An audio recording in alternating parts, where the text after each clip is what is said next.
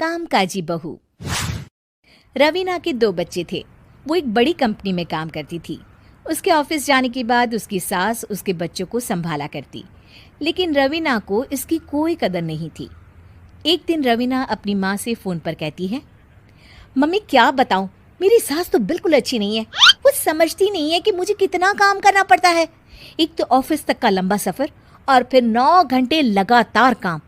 बैठे बैठे तो मेरी पीठ अकड़ जाती है। खुद तो सारा दिन घर में मजे करती है, जब मन करा सोए, जब मन किया खाए। तभी उसकी सास वहां आ जाती है। अच्छा माँ, मैं बाद में आपको फ़ोन करती हूँ। जी मम्मी जी, कोई काम है क्या आपको? क्या हुआ? रवीना बहू, सारा दिन तो तू ऑफिस के मजे लेती है, लेकिन यहाँ ये बच्चे मुझे आराम भी नहीं करने देते। मेरी तो तबीयत खराब हो रही है। तो आपको लगता है कि मैं दफ्तर में मौज करती हूँ? आपको क्या समझाऊं, छोड़िए। माँ, काम करना भी ज़रूरी है। मजबूरी नहीं होती तो मैं खुद ही अपने बच्चों को देख लेती। अब आज तो छुट्टी है ना, आज तो कम से कम घर का काम कर ले। बहू काम शुरू करती है। बच्चे के साथ काम करना उसके लिए असंभव हो जाता है। वो जाकर बच्चा सास को देती है और कहती है, मम्मी जी ज़रा बच्चा तो पकड़ लीजिए, मैं घर का काम कैसे करूं? जैसे मैं करती हूँ रोज बच्चे के साथ। तुझे बताऊं तो तू सोचती है कि कोई बड़ा काम तो है नहीं, बच्चा तो सोता रहता है। अब देख लिया। खैर, बस मैं यही तुझे समझाना चाहती थी। ला, बच्चा मुझे दे और काम कर। बहू मुंह बनाकर वहां से चली जाती है। वो मन में सोचती है, बात तो सही है, बच्चे के साथ घर का काम करना असंभव है। वो किसी तरह काम करती है और अगले दिन ऑफिस के लिए निकल जाती है। ऑफिस में उसकी सहेली उससे कहती है, यार तू तो बड़ी लकी है, तुझे तेरी सास खाना बना कर देती है, बच्चे भी देखती है और तुझे किसी बात की चिंता भी नहीं होने देती। अरे क्या लकी, बदले में मैं उन्हें पूरी कमाई जो दे देती हूँ और अपने बच्चे से दूर रहती हूँ वो अलग। हर किसी को ना दूसरे की प्लेट में ज्यादा घी दिखता है। जा अपना काम कर।